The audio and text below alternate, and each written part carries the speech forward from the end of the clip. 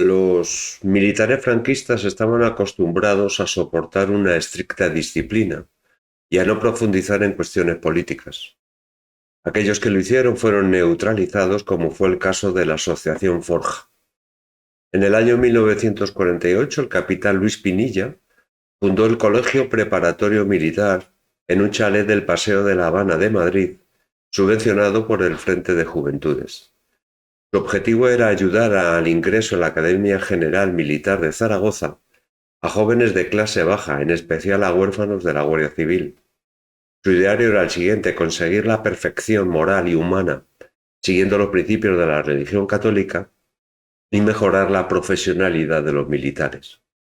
Los educadores del colegio inculcaban a los cadetes la afición a la lectura y comentaban con ello las últimas novedades intelectuales.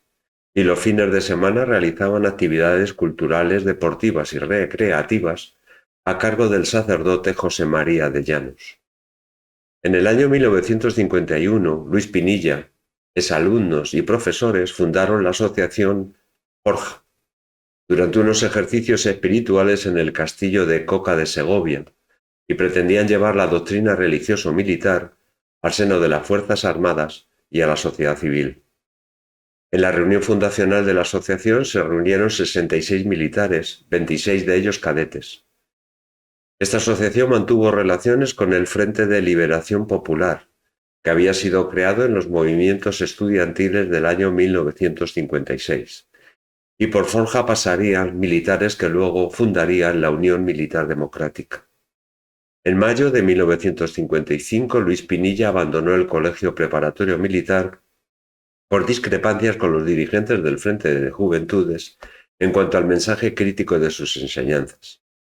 El capitán, animado por sus exalumnos, ya ahora muchos de ellos oficiales, fundaron meses después otro colegio, el Colegio Privado Forja, también de preparación para el ingreso en la Academia General Militar, en una casa cerca de la Casa de Campo de Madrid. Este colegio privado solo funcionó durante 2 cursos y por él pasaron entre 100 y 120 aspirantes. 30 de ellos ingresaron en la academia. En 1958 el Colegio Forja cerró por dificultades económicas y por no poder mantener al equipo dirigente.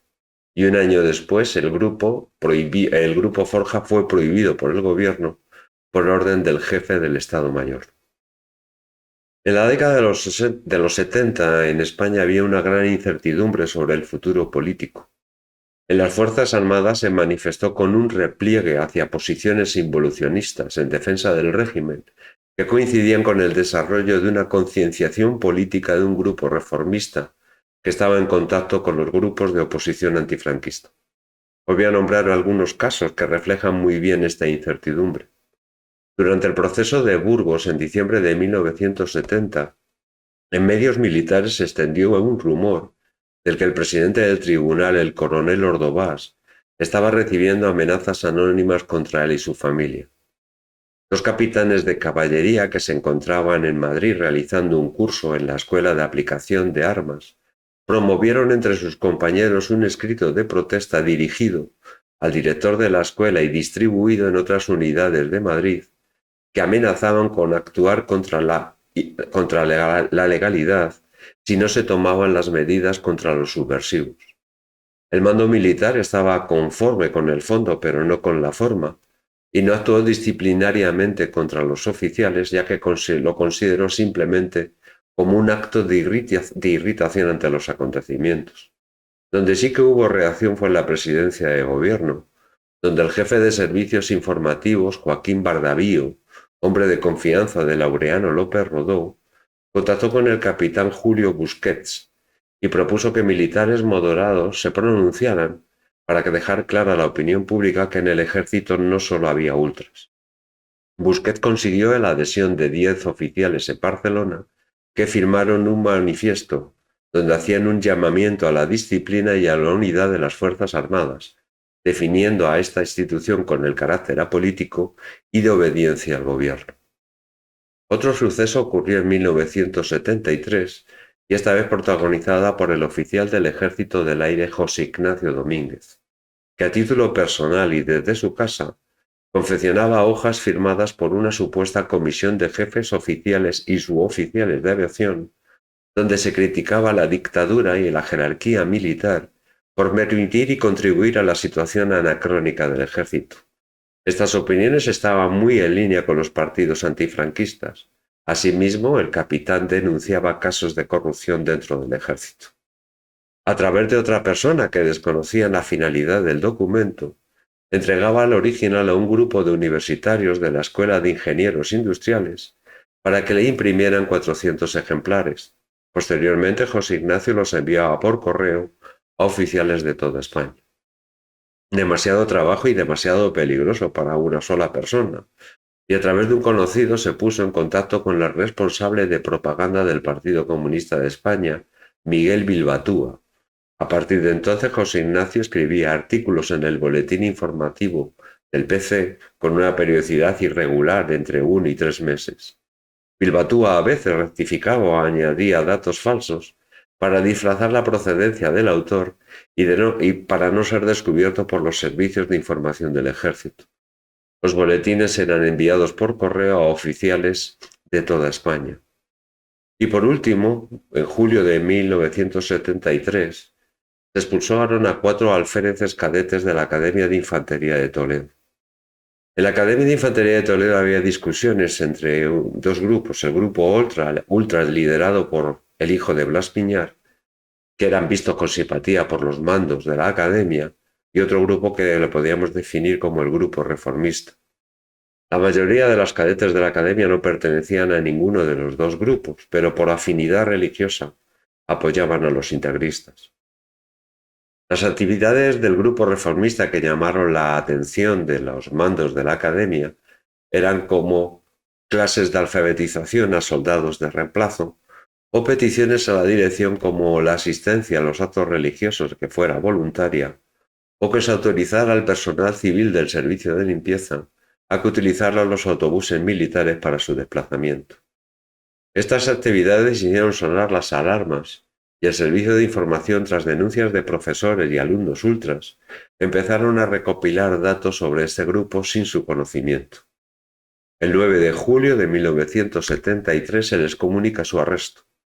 Se les incomunica y se les vigila en el servicio de enfermería sin explicarles los motivos de su arresto. Al día siguiente, interrogados por el comandante que instruye el expediente sobre aspectos de su vida y la relación que tenían con sus compañeros, pero siguen sin recibir ningún tipo de explicación sobre su situación. 2 días después son conducidos a la sala de juntas de la Academia ante el director y el grupo de profesores. Les preguntan sobre su vida personal y sus opiniones sobre los valores militares. No tienen a nadie para defenderles. El 13 de julio se les comunica por telegrama su expulsión y pérdida definitiva de la carrera militar. Los cargos contra ellos eran de lo más variopinto: abandono de la práctica religiosa, amistad con universitarios donde hablaban sobre reformas de la sociedad, familiaridad con el trato con los soldados permitiéndoles que les tutearan, tener el hábito de estudiar materias económicas en perjuicio de las militares, ser lectores de publicaciones, todas ellas legales, como Triunfo o Cuadernos para el Diálogo, o leer libros de autores como Tierno Galván, Tamames o Aranguren sobre temas económicos, culturales y sociales. Hasta diciembre de 1986 no fueron rehabilitados, reconociéndose que la medida fue injusta y desproporcionada. Tras la muerte de Carrero, los servicios de inteligencia del ejército investigaron con más minuciosidad las disensiones internas e informaron regularmente sobre la evolución del estado de opinión de unidades del país. El 25 de abril de 1974 en Portugal se produjo un golpe de Estado por un grupo de capitanes jóvenes que formaron el Movimiento das Forças Armadas, que supuso el fin de la dictadura de Salazar. El capitán Julio Busquet, que estaba en situación de supernumerario impartiendo clases en la universidad, un mes después celebró reuniones en su casa con 4 capitanes para comentar los acontecimientos de Portugal, y se propusieron establecer una organización similar a la portuguesa. En el mes de junio, Julio Busquet solicitó su reincorporación al servicio activo y fue destinado a la Cuarta Región de Barcelona en la Jefatura de Armas de Ingenieros. En Barcelona se formaron dos grupos de tertulia, los ingenieros que se reunían en el cuartel de forma clandestina y los artilleros que se reunían en casa del capitán Enrique López Amor. Julio contactó con políticos, con el socialista Joan Reventós y con Ruiz Jiménez, que fue exministro de Franco. El 15 de agosto de 1974, el comandante Julio Busquets y el comandante Luis Otero viajaron a Lisboa, donde contactaron con los oficiales del movimiento das Forzas Armadas Portuguesas. Intercambiaron opiniones sobre la situación política en ambos países y el papel que tenía que tener las Fuerzas Armadas en la sociedad. A su vuelta a España, el 31 de agosto, se reunieron en Barcelona en una casa particular, la del comandante Reilly, 11 oficiales del Ejército de Tierra, 3 comandantes y 8 capitanes. En esa reunión se debatió sobre la situación política en España, sobre los acontecimientos acaecidos en Portugal y la función futura de una organización militar tanto en las Fuerzas Armadas como en la sociedad civil. Se definió el ideario de lo que será la Unión Militar Democrática y las normas de actuación, permanecer al margen de los partidos políticos y rechazar la vía intervencionista como se había hecho en Portugal. Y se propusieron como objetivos inmediatos captación de nuevos miembros y el contacto con las fuerzas civiles democráticas. Los objetivos definidos de esta organización, de la UMD, Unión Militar Democrática, fueron los siguientes. Como proyecto político definieron que había que conseguir en España las libertades democráticas, reformas socioeconómicas, convocatoria de elecciones libres, lucha contra la corrupción y elaboración de una constitución para integrarse en Europa. Y como objetivos militares se propusieron la creación de un Ministerio de Defensa, la dignificación de los suboficiales, la revisión del servicio militar obligatorio, la reducción del ámbito de la jurisdicción militar y la elaboración de un estatuto militar profesional. En dicha reunión fundacional se decidió que la dirección fuera colectiva, donde estuvieran todas las armas representadas, y los miembros fueran elegidos de forma democrática, no por empleo ni por antigüedad. Las funciones de esta dirección colectiva serían las siguientes: representar a los afiliados, coordinar labores organizativas, ejecutar los acuerdos adoptados en las reuniones generales, presentar la documentación en las asambleas nacionales, tener contactos con partidos políticos y organizaciones sociales e informar tanto a los afiliados como a los medios de comunicación sobre las actividades de la organización. La UMD empezó a funcionar en otoño de 1974 y de momento solo estaba implantada en Cataluña, Castilla y Galicia. La formación de estos grupos seguían diferentes criterios: pertenencia al mismo ejército, a la misma arma, residencia en la misma ciudad, pertenencia a la misma categoría o coincidencia en el destino. Los grupos no deberían superar entre los 5 y 6 miembros y se reunían de manera clandestina, y cada grupo desconocía la composición de los demás, para evitar que la caída de un grupo afectara al resto. Establecieron normas de seguridad, por ejemplo, no desvelar el nombre de los afiliados, no confiar en terceros, codificar los nombres de los afiliados, no reunirse en casas particulares, preferible hacerlo en lugares públicos, y en caso de que no fuera posible, usar instrumentos de ruido para distorsionar posibles grabaciones, rotar los lugares de reunión, trasladarse en transporte público y en caso de que se hiciera a pie cambiar de dirección bruscamente o hacer paradas periódicamente por ver si estaban siendo seguidos. Y por último, codificar los lugares de reunión con claves numéricas. En diciembre de 1974 se decidió cambiar la dirección colegiada por un Comité Ejecutivo Nacional, que ejercería su mandato hasta la tercera asamblea, que se celebraría el 29 de marzo de 1975. La cuarta asamblea, que se iba a reunir en agosto de 1975 y provocaría una sustitución del relevo del Comité Ejecutivo, se suspendió por las detenciones de los miembros más destacados de la UMD en julio del 75. el sistema de captación que ellos utilizaron era bastante simple. Si se conocía la posición ideológica, se le entregaba el ideario de la UMD para que lo leyera y diera su conformidad. Pero si no se estaba muy seguro de las ideas políticas, se procuraba deducirlas por sus opiniones. A finales de 1974, 40 capitanes de Barcelona se habían afiliado a la organización. El principal obstáculo era el miedo a ser descubierto.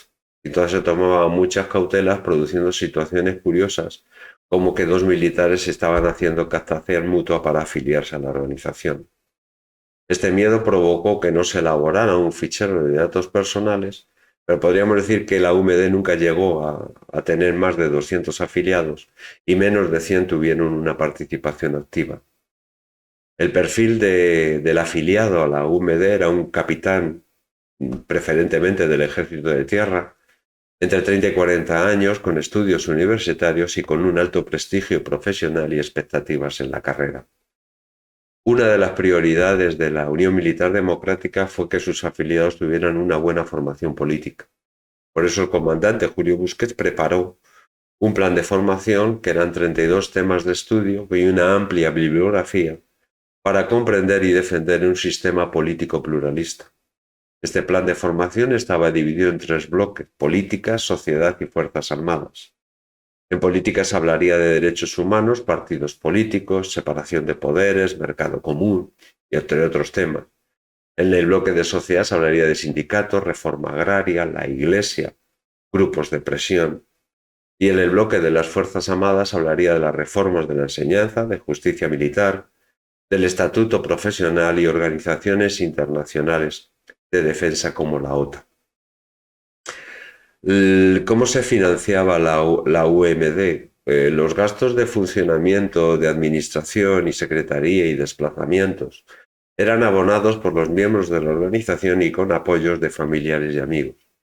Pero con el paso del tiempo se vio la necesidad de recaudar fondos para atender unos gastos que iban a más. Entonces se puso una cuota de 300 pesetas por afiliado, que luego pasaría a ser de 500.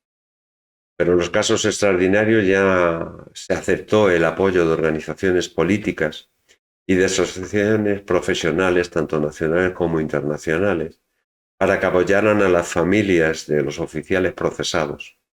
A estos familiares se les privó del salario mientras estuvieran procesados y sus familias solo recibían las pensiones señaladas en el Estatuto de Clases Pasivas para casos de fallecimiento. Por eso se constituyó un fondo colectivo que será gestionado por sus esposas y que distribuirán equitativamente entre las familias de los procesados. Las protestas del Mayo francés provocaron que el Alto Estado Mayor creara una organización contrasubversiva nacional, dirigida por el comandante Juan Ignacio San Martín. Juan Ignacio San Martín reclutó a jóvenes oficiales universitarios camuflados como agentes en las facultades y en las grandes empresas. También se convocó a una plantilla de suboficiales, guardias civiles, policías y funcionarios como personal auxiliar para esta organización. Estas personas recibían un incentivo económico bastante sugerente que duplicaba su nómina. El buen trabajo de esta organización llamó la atención del Carrero Blanco y la organización pasó a depender de la vicepresidencia del gobierno con el nombre de Servicio Central de Documentación. Este Servicio Central de Documentación se extendió por todo el país e intervino en todos los sectores para neutralizar la actividad de los grupos opositores al régimen. El control de las Fuerzas Armadas estaba asignado a los servicios de información del Ejército, que estaban dirigidos por el Alto Estado Mayor y ramificados por las regiones militares. Oficiales y suboficiales, gratificados con complementos, actuaban secretamente como informantes de sus compañeros. La primera señal de alarma con respecto a la UMD se ocurrió en febrero de 1975, con los arrestos de Busquets y Julve, por defender públicamente al capitán Molina, que se negó a vigilar políticamente a los obreros de la compañía de ferrocarril que dependían de él. Por dicho motivo fue enviado al Sahara. Busquets fue arrestado 6 meses en Ceuta y Julve 2 meses en Ferrol. El ministro de Información, León Herrera, calificó lo sucedido simplemente como una falta cuartelera. Con anterioridad a las detenciones de julio y agosto de 1975, se produjeron medidas sancionadoras contra militares progresistas, fueran o no fueran miembros de la UMD. Los altos mandos reaccionaron con dureza ante la existencia de disidentes en sus filas, ya que ponían en cuestión la unidad de las Fuerzas Armadas en defensa del régimen del 18 de julio.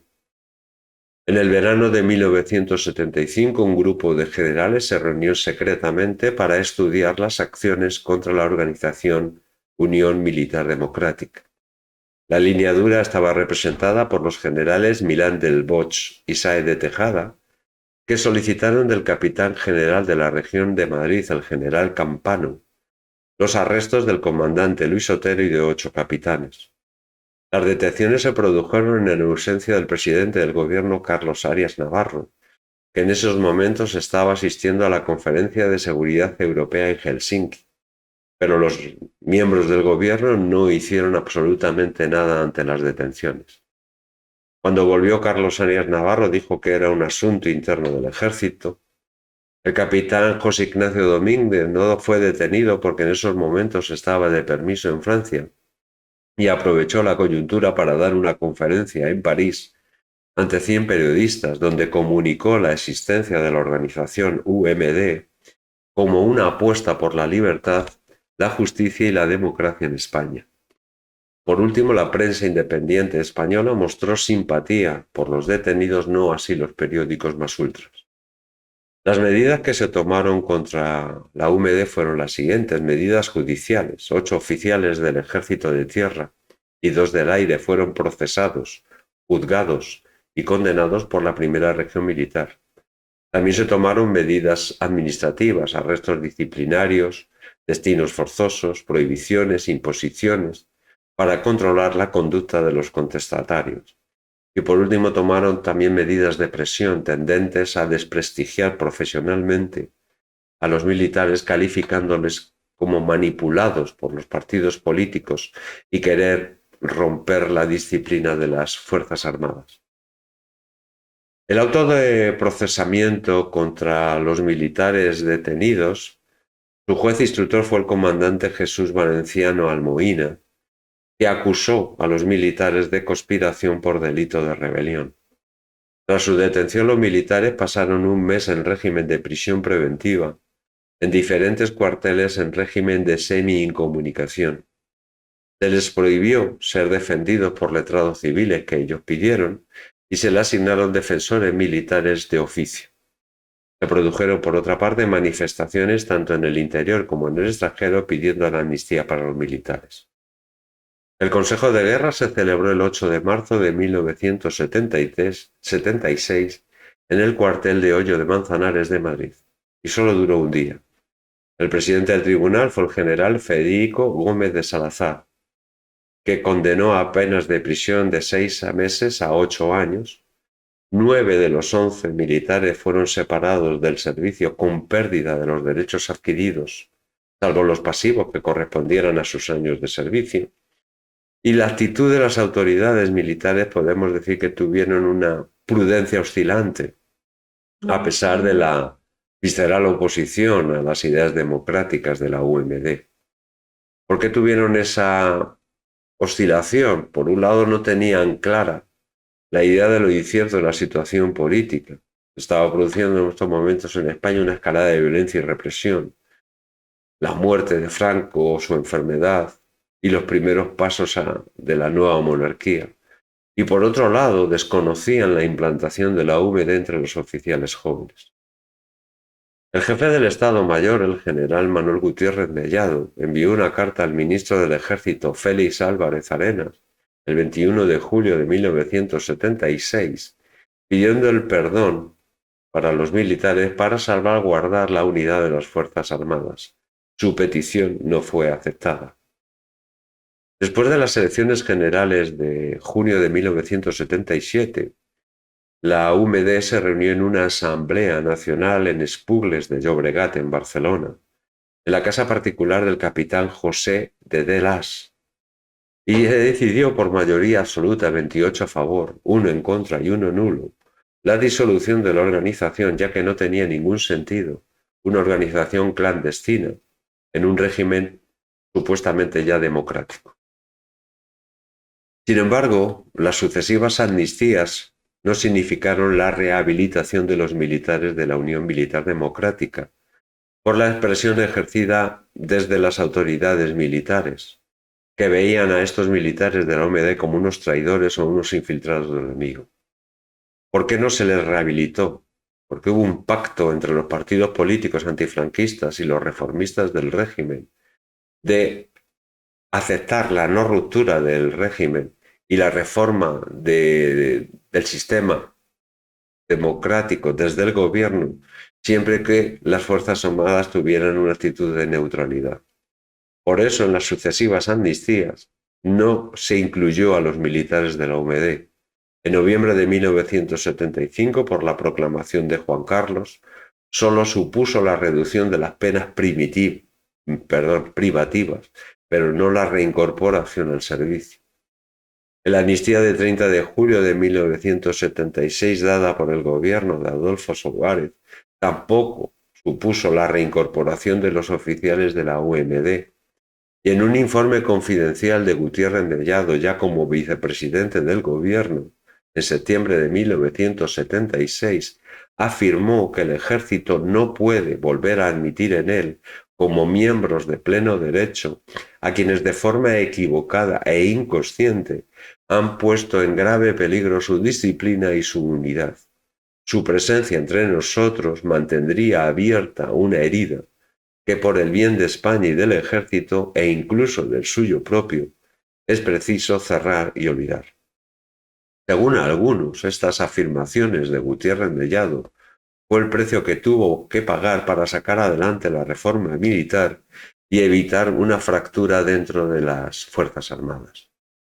En otoño de 1978 se hizo un proyecto de ley de reforma del Código de Justicia Militar y una enmienda del PSOE pedía anular las penas accesorias. Entre ellas se incluía la separación del servicio dictada por tribunales militares por razones políticas. El proyecto se retrasó durante 2 años por las cuestiones de siempre, por presiones militares. Y en junio de 1980 la enmienda fue aprobada por todos los portavoces, excepto por los de Coordinación Democrática. Pero se paralizó todo por el golpe de Estado de Tejero del 23 de febrero de 1981, quedando congelado todo. Tampoco el PSOE, cuando ganó las elecciones por mayoría absoluta, supuso la reincorporación de los militares de la UMD, ya que no consideraban el asunto como prioritario y preferían lograr la colaboración plena de las Fuerzas Armadas. El PSOE de todas maneras se comprometió a aplicar la amnistía para la UMD y lo incluyó en su programa electoral de 1986. Tras volver a ganar las elecciones, esta vez sí el PSOE cumplió su promesa y el 30 de diciembre de 1986 se publicaba la Ley de Rehabilitación de Militares Profesionales con un amplio consenso parlamentario. Se dio un plazo de 2 meses a los militares para que solicitaran su reingreso, indicando la situación a la que se querían acoger. Los coroneles Luis Otero y José Fortés y el teniente coronel Restituto Valero solicitaron destino activo, sin embargo no les fue concedido ninguno. El resto de los militares pidieron su pase a la reserva transitoria, pero no tuvieron derechos a atrasos económicos, al contrario que los funcionarios civiles que habían sido sancionados por Franco. En abril del 2002, Carlos San Juan, diputado socialista y exmiembro de la Unión Militar Democrática, presentó una proposición no de ley con respaldo de todos los grupos para reconocer la labor de los militares de la UMD en la llegada de la libertad a España. La mayoría parlamentaria del Partido Popular, con la abstención de Coalición Canaria, la rechazó. Y se justificó, el argumento era que no sería justo un reconocimiento solo para estos militares. Con el PSOE en el gobierno, en el año 2004, el diputado por Granada, Rafael Estrella, retomó la iniciativa de Carlos San Juan. El 24 de enero del 2009, la Fundación de Abogados de Atocha concedió a la UMD un premio por su contribución a la democracia. Ese mismo año, en el mes de abril, el Congreso de los Diputados aprobó una proposición no de ley donde se reconocía la labor de la UMD en el retorno de la democracia a España y pedía al Gobierno un reconocimiento institucional. 8 meses después, el Consejo de Ministros no solo reconoció la labor de la UMD, sino hizo referencia a la persecución que fueron objeto los militares. El 16 de febrero del año 2010, el Ministerio de Defensa entregó la Cruz del Mérito Militar y Aeronáutico a 14 miembros de la UMD por la valentía demostrada al colaborar en el camino a la democracia.